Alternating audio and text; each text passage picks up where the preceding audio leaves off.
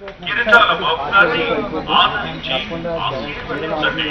చంద్రబాబు మోసపూరిత వాగ్దానాలైన డ్వాక్రా మహిళలు, రైతుల పేరుతో ప్రజాస్వామ్యాన్ని కూని చేస్తున్న నిరంకుశ ప్రభుత్వ విధానాలను ఎండగట్టండి.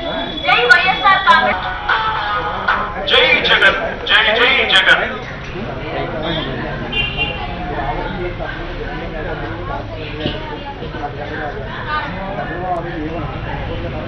పైన ఉన్నారండి.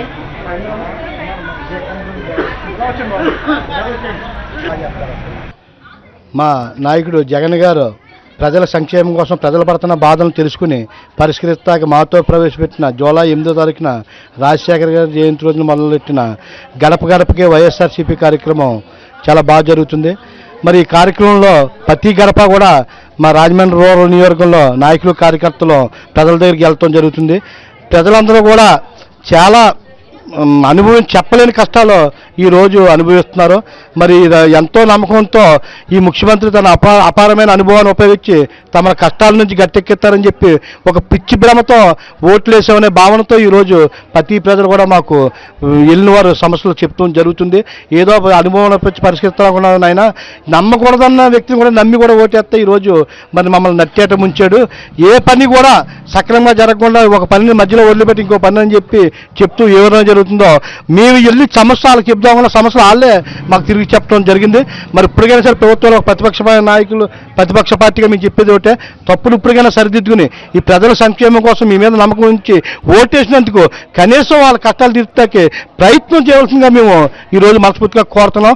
కనీసం ఈరోజు ఎవరికి చెప్పుకోవాలో, ఏ నాయకుడికి చెప్పుకోవాలో, ఏ అధికారికి చెప్పుకోవాలో ఎవరు తెలియని అయోమయంలో ఈరోజు వ్యవస్థ ఉంది.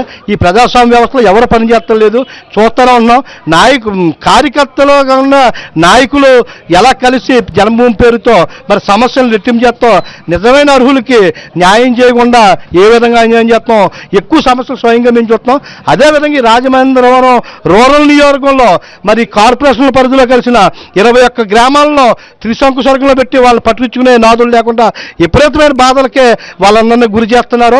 ఒక శానిటేషన్ కానీ, ఒక వీధి లైట్లు కానీ, వాళ్ళకి కావాల్సిన కనీస సదుపాయాలు, ఒక మంచినీరు కానీ ఏమీ కల్పించకుండా ఈరోజు వాళ్ళ పరిస్థితిని త్రిశంకు స్వర్గంలో పెట్టారు. మరి ఇప్పటికైనా సరే ఎవరో ఒకరు న్యాయం చేయాలని ప్రజాప్రతినిధులు లేని వ్యవస్థలో మరి కనీసం అధికారులైనా పట్టించుకుని మరి వాళ్ళకి న్యాయం చేయవలసిందిగా మేము మరీ కోరుతున్నాం. తప్పకుండా జగన్ గారి ప్రజలందరూ కూడా ఒకటే కోరుకుంటున్నారు. జగన్ గారిని పక్కకు తప్పించి ఎంత కోల్పోయామో, ఒక మంచి నాయకుడిని మన సేవల్లో ఈ 5 సంవత్సరాలు కోల్పోయిన భావంతో ఈరోజు ప్రజలు ఉన్నారు. తప్పకుండా మేమేం నిరుత్సాహపడతలేదు.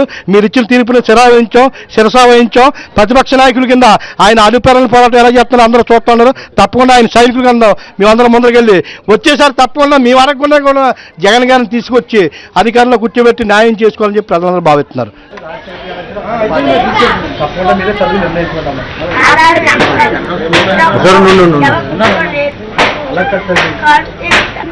ఆలోచన కలిసి ఏమీ లేదా, తప్పకుండా మీకు న్యాయం మీకు వచ్చిందని మాత్రం